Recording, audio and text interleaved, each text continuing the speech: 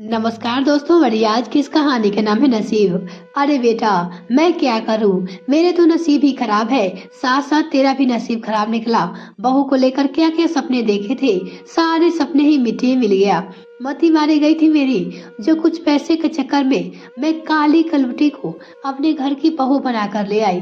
हाँ तो ठीक है ना, ना तो मैं इसे झेल सकता हूँ, ना ही मैं इसे रखूंगा। घिन आती है मुझे इसके साथ रहने में। मुझे नहीं चाहिए ऐसी पत्नी। पैसा रुपया लेकर भी क्या करेंगे जब पत्नी ही मन के लायक ना मिले। कहते हुए गुस्से में राजेश पैर पटकते हुए घर से बाहर चला जाता है। बेचारी साक्षी, दोनों माँ बेटे, पति और सास की बातें चुपचाप अपने कमरे के दरवाजे के पास कोने में खड़ी आंखों में आंसू लिए सुनती रही। यह कोई आज की नई बात नहीं थी। आए दिन साक्षी को अपनी सास गीता जी से ये ताने सुनने को मिलते थे। साक्षी को जैसे इस तानों की आदत सी हो गई थी। तकलीफ तो बस इस बात की थी कि ससुराल आने से पहले उसके मन में भी अपने पति को लेकर एक छवि थी। उसके कुछ सपने थे, कुछ अरमान थे, जो राजेश के व्यवहार से टूटकर चकनाचूर हो चुके थे। राजेश कभी भी साक्षी को अपनी पत्नी मानता नहीं था, अथवा 10 दिन में जब कभी भी उसे पत्नी की जरूरत महसूस होती तो बस खिलौने की तरह साक्षी को इस्तेमाल कर लेता और इसके बाद करवट बदलकर चुपचाप से वो सो जाता। साक्षी की भावनाएं, उसकी इच्छाएं राजेश के लिए कोई मायने नहीं रखती थी। बेचारी साक्षी पति के होते हुए भी बिल्कुल अकेली थी। ससुराल पे कोई भी ऐसा ना था जो कि उसके दुख को, दर्द को समझ सके और उसके भावनाओं की कदर कर सके। पति और सास की बातें सुनकर खून के आंसू पीकर रह जाती। आखिर वो भी क्या कर सकती है। माँ बाप की एक लौटी बेटी बड़े ही नाजों से पली। साक्षी के माँ बाप साक्षी के शादी के समय अपनी पूरी प्रॉपर्टी अपनी बेटी साक्षी के नाम कर दिए थे, क्योंकि उनकी और कोई दूसरी औलाद नहीं थी। जो भी था ले देकर साक्षी ही थी।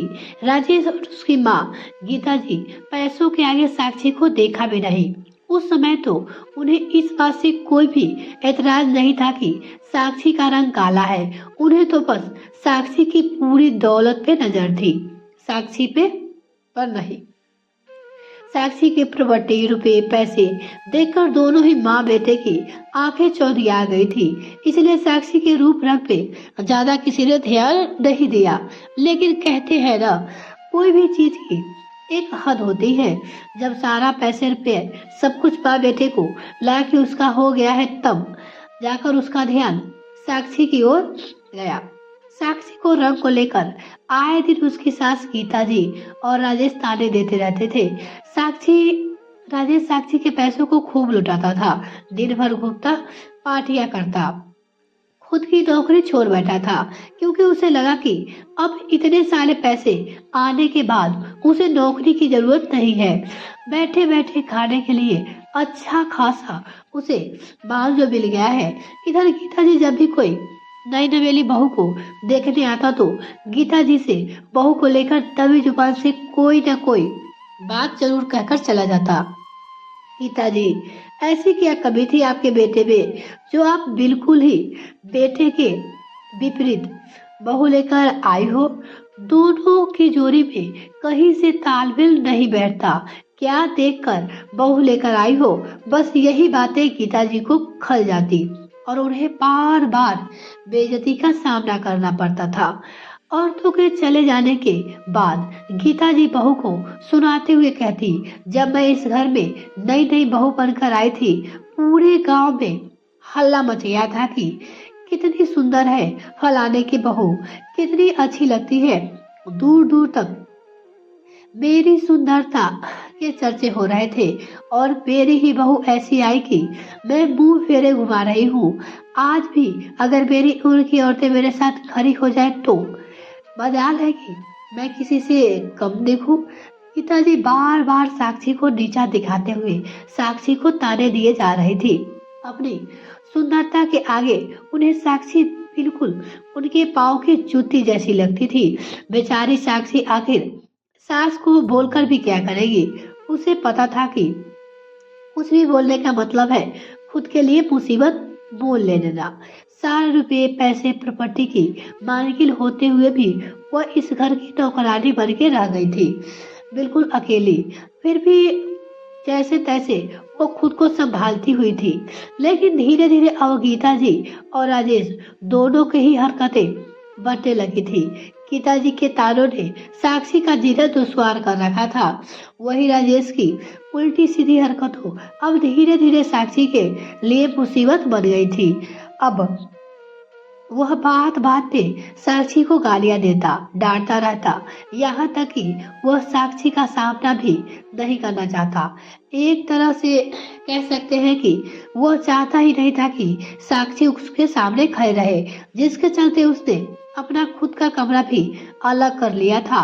बेचारी साक्षी अपने कमरे में पूरी रात अकेली रोती रहती, लेकिन उसके आंसू को देखने वाला कोई नहीं था। एक दिन अचानक ही राजेश घर आया और आते ही अपने माँ से बोल पड़ा, माँ, मैं ऐसे घुटन भरी जिंदगी नहीं जीना चाहता।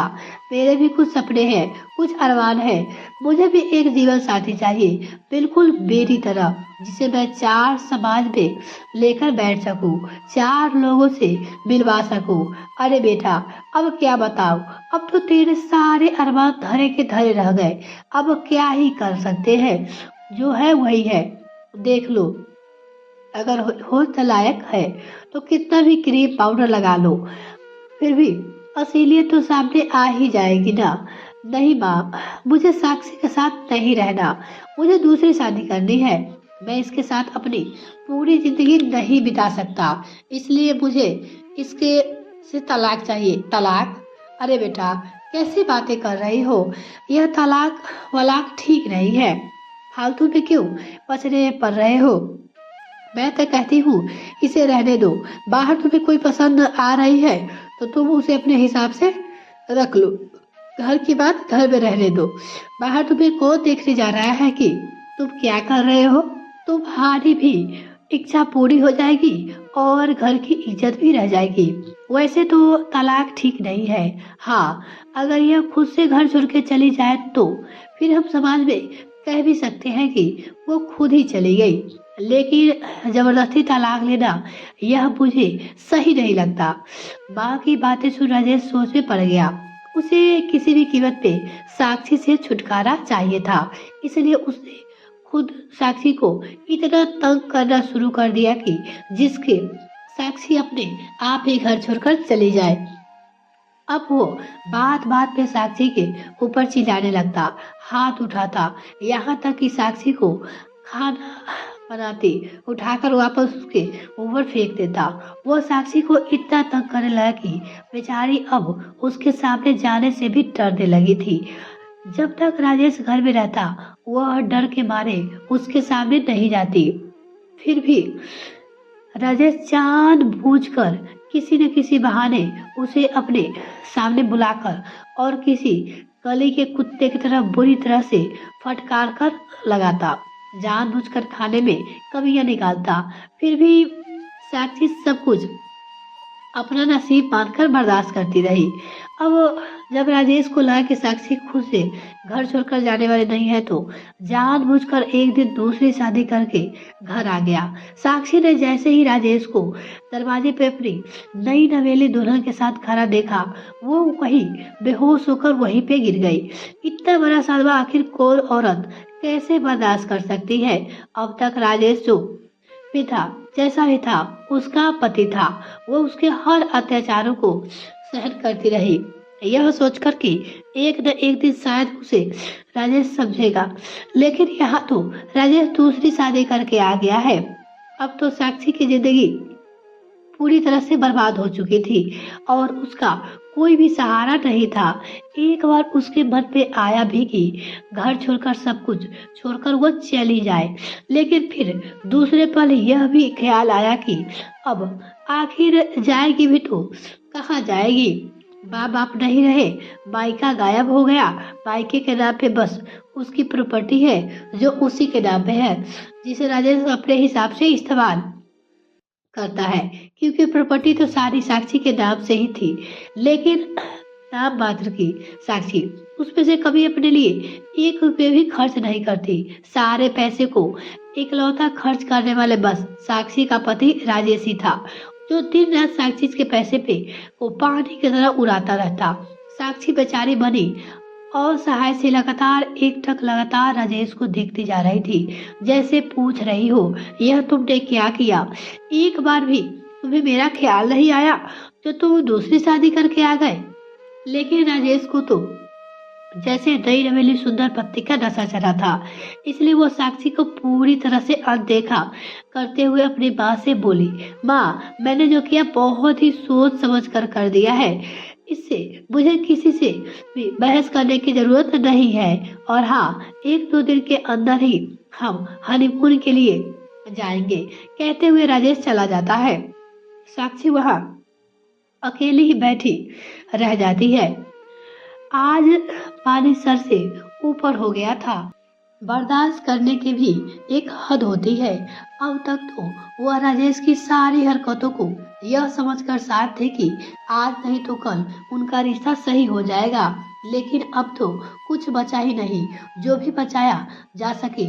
वैसे भी अब साक्षी को इस घर में घुटन सी महसूस होने लगी थी। अब वो खुद ही राजेश के साथ या इस घर में नहीं रहना चाहती थी। इसलिए कुछ सोचते हुए चुपचाप वो वकील के पास गई और सबसे पहले तलाक के कागज तैयार करवाए।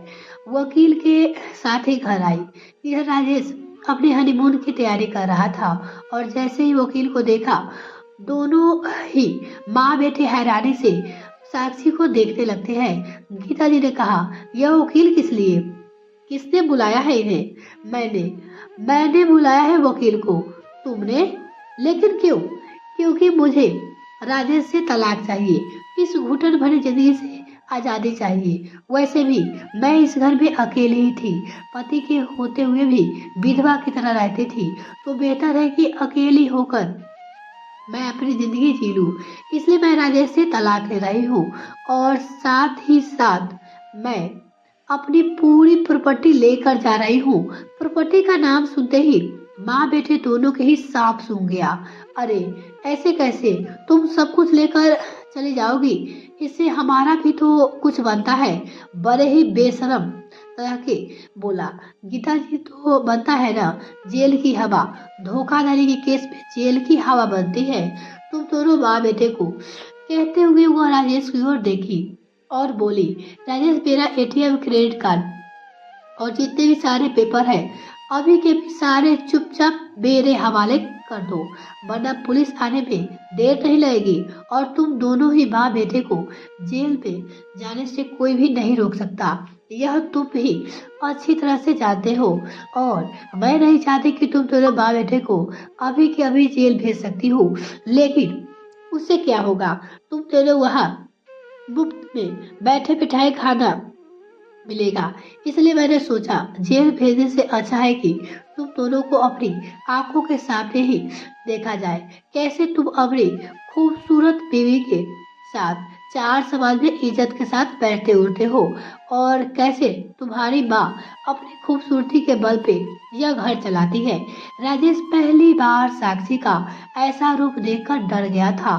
प्यार से तो उससे कभी भी साक्षी के चेहरे को देखा ही ना हो, लेकिन आज डर उसके जरूर से भरपूर देख लिया था। साक्षी की आंखों पे गुस्सा साफ साफ दिखाई दे रहा था। फिर भी हिम्मत करके राजेश ने बोला, साक्षी, फिर हमारा क्या होगा? मैं तो कोई नौकरी भी नहीं करता, फिर घर के खर्च कैसे होगा? उसकी चिंता तुम मत करो, उसके लिए तुम्हारी माँ है ना। जैसे उसकी खूबसूरती के चर्चे हुए थे, वैसे ही इनकी खूबसूरती के बल पे इस घर के खर्च भी निकलेंगे। कहते हुए साक्षी ने अपने सारे पेपर इकट्ठा किए और तलाक का पेपर साइन कर चली गई। कुछ दिनों के बाद दोनों का तलाक भी हो जाता है। साक्षी अपनी जिंदगी में अकेले ही आगे बढ़ने की कोशिश कर रही थी, इसलिए उसने कुछ गरीब बच्चों को गोद ले लिया और उनके ही पालन पोषण में अपनी पूरी जिंदगी खुशी खुशी बिताने का भी सोच लिया था। करीब 2 महीने बाद उसे पता चला कि राजेश की दूसरी बीवी भी उसे छोड़कर किसी और के साथ भाग गई है, क्योंकि वह राजेश का पैसा ही देखकर तो आई थी। और यह खबर सुनते ही साक्षी के चेहरे पे एक फीकी हंसी आ गई। जिसे पति के लिए उसने साक्षी को छोड़ा था, वह पत्नी 2 महीने भी नहीं टिक पाई।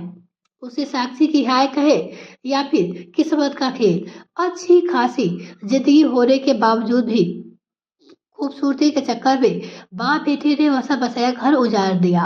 और आज साक्षी अपने फैसले से खुश थी कि वह कैसी कैदी से आजाद हो गई, जहाँ सीरत की नहीं सूरत की कदर होती थी। दोस्तों, यह कहानी पूरी तरह से काल्पनिक है।